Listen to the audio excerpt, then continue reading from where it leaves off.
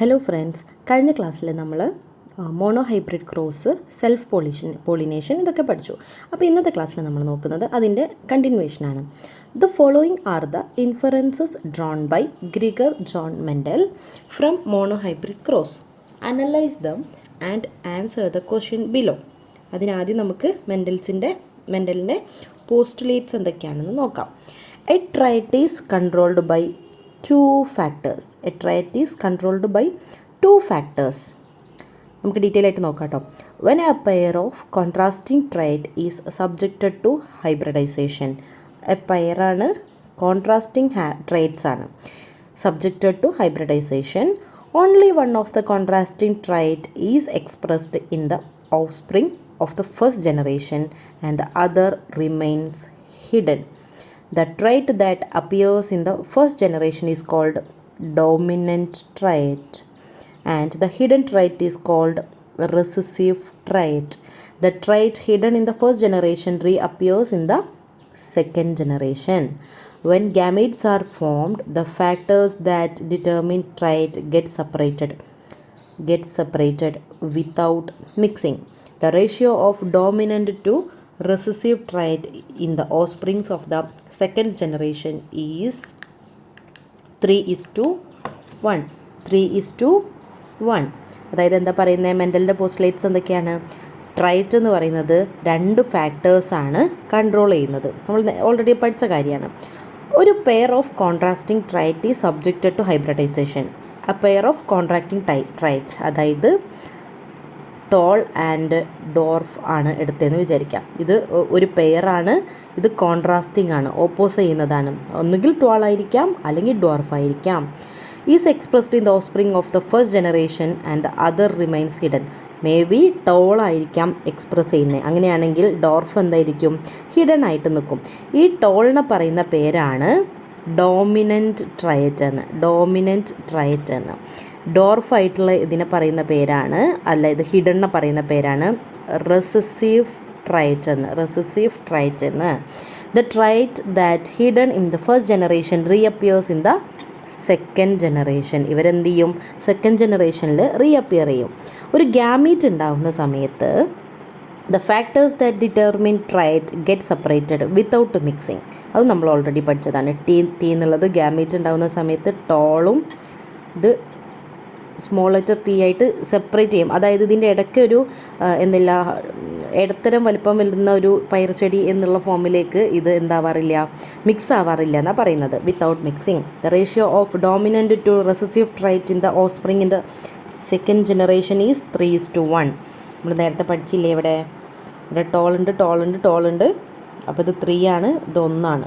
അങ്ങനെയാണ് 3:1 എന്നുള്ള റേഷ്യോ എവിടെ വരുന്നത്?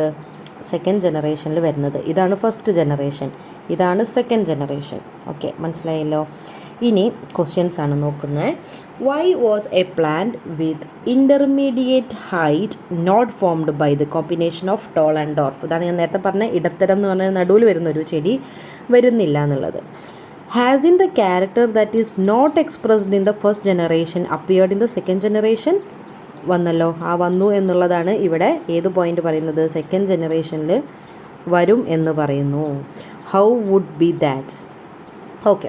Y was the plant with intermediate height not formed by the combination of tall and dwarf? അതിൻ്റെ reason എന്താണെന്ന് വെച്ചിട്ടുണ്ടെങ്കിൽ these factors remain distinct and do not mix. ഇതാണ് ഇതിൻ്റെ ആൻസർ വരുന്നത്. അവരെന്താവുന്നില്ല, ഗാമീറ്റ് ഉണ്ടാകുന്ന സമയത്ത് മിക്സ് ആവുന്നില്ല. Only the dominant trait rather than A medium or intermediate height. അതായത് ടോൾ എന്നുള്ളത് മാത്രമേ ഉണ്ടാവുന്നുള്ളൂ. ഈവൺ അവിടെ ഡോർഫിൻ്റെ ടി എന്നുണ്ടെങ്കിൽ പോലും ടോളാണ് അവിടെ എന്താവുന്നത്, ഡോമിനൻ്റ് ആകുന്നത്. അതിന് റീസൺസ് എന്ന് പറയുന്നത് കുറച്ച് ലോസ് ഉണ്ട് അതിന്. അതൊക്കെ നമ്മൾ ഡീറ്റെയിൽ ആയിട്ട് പഠിക്കും. അതായത് ലോ ഓഫ് ഡോമിനൻസ്, അതായത് ഈ ഫാക്ടേഴ്സ് ഉണ്ടെങ്കിൽ തന്നെ അതിൽ ഒന്നാണ് ഡോമിനേറ്റ് ചെയ്യുള്ളൂ, അതിലൊരല്ലിയിലാണ് ഡോമിനേറ്റ് ചെയ്യുള്ളൂ. പിന്നെ കംപ്ലീറ്റ് എക്സ്പ്രഷൻ എന്ന് പറഞ്ഞു കഴിഞ്ഞാൽ കോൺട്രാസ്റ്റിംഗ് ഫാക്ടേഴ്സ് വരുന്ന സമയത്ത് ഒരു factor completely marks the expression of other. പിന്നെ ടോൾ എന്ന് പറയുന്നതാണ് ഡോമിനൻ്റ് ആയിട്ടുള്ളതെന്ന് പറയുന്നത്. അതായത് കംപ്ലീറ്റ്ലി ഡോമിനൻ്റ് ആയിട്ടാണ് ടോൾ എന്നുള്ള ക്യാരക്ടർ കാണിക്കുന്നത്. Hasn't the character that is not expressed in the first generation appeared in the second generation? Yes. How would be that? അങ്ങനെ appear ചെയ്തിട്ടുണ്ട്. കാരണം എന്താണെന്ന് വെച്ചിട്ടുണ്ടെങ്കിൽ എ ഡോർഫ് ട്രൈറ്റ്, അതായത് റിസസീവ് ആയിട്ടുള്ള trait hidden in the first generation reappeared in the second generation. We already know that. അതിന് കാരണം എന്താണ്? ലോ ഓഫ് സെഗ്രിഗേഷൻ ഉണ്ട്, ലോ ഓഫ് പ്യുവർ ഗാമീറ്റ്സ് ഉണ്ട്, റിസസീവ് കോമ്പിനേഷൻ ഉണ്ട്. ഇതെല്ലാം വെച്ച് 3:1 റേഷ്യോയിൽ എന്തുണ്ട്?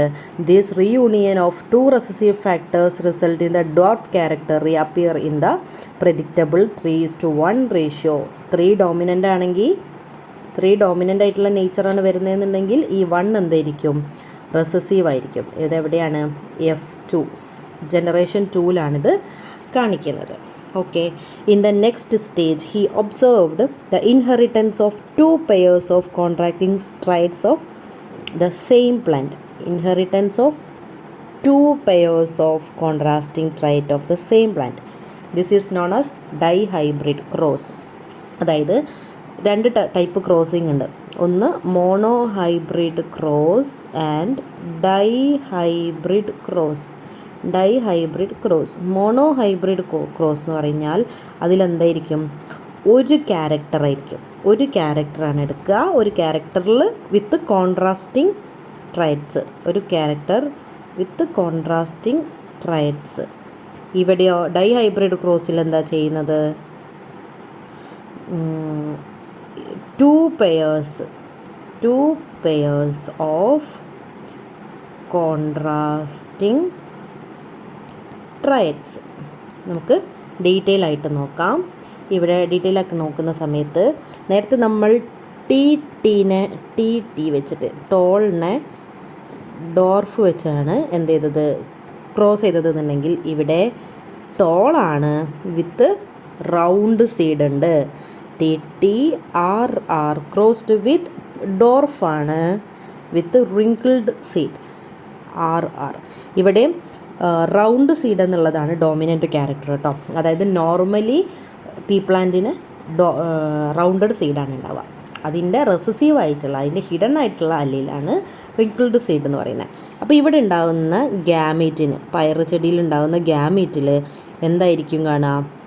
ഇത് ഇങ്ങനെ TTRR എന്ന് എഴുതി കഴിഞ്ഞാൽ എല്ലാത്തിൽ നിന്നും ഓരോന്നാണ് പോരുക ഗ്യാമീറ്റ്സിലേക്ക്. അപ്പം ഒരു ടിയും ഒരു ആറും പോരും. അതിനെ TR എന്ന് പറയാൻ പറ്റും. ഇവിടെ TTRR ആണ്. അപ്പോൾ ഗ്യാമീറ്റ്സിലേക്ക് വരുന്ന സമയത്ത് ഒരു ടിയും വരും, ഒരു ആറും വരും. അങ്ങനെ TR എന്നായിരിക്കും ഉണ്ടാവുക.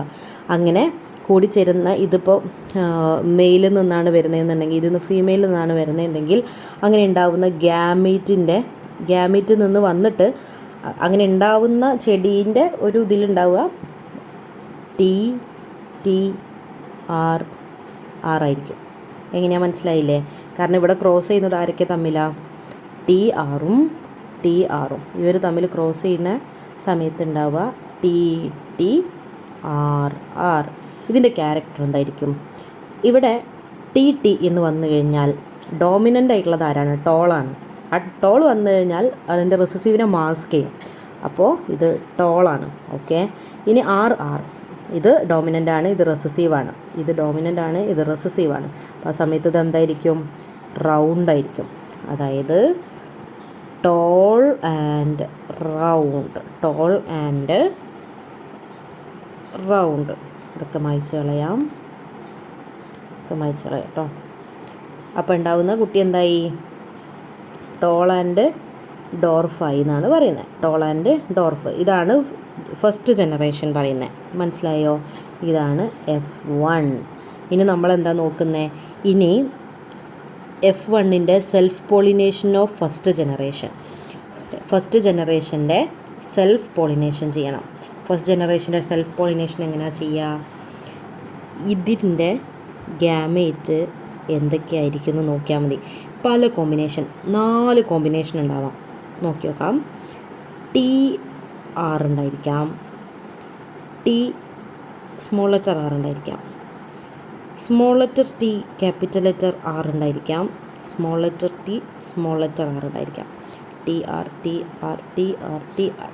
ഇനി ഇതിൻ്റെ സെൽഫ് പോളിനേഷനാണ്. അതായത് ഇതെങ്ങനെയാണ് കാണിക്കുകയെന്ന് വെച്ച് കഴിഞ്ഞാൽ നമുക്കൊരു പേജ് ആഡ് ചെയ്യാൻ പറ്റുമോ നോക്കട്ടെ. ഓക്കെ, അപ്പോൾ നമുക്ക് ഇത് അടുത്ത ക്ലാസ്സിൽ ഇതിൻ്റെ എന്ത് ചെയ്യാം, ക്രോസിങ് ഞാനൊരു റഫ് പേജിൽ വരച്ച് കാണിച്ചു. Okay, thank you so much.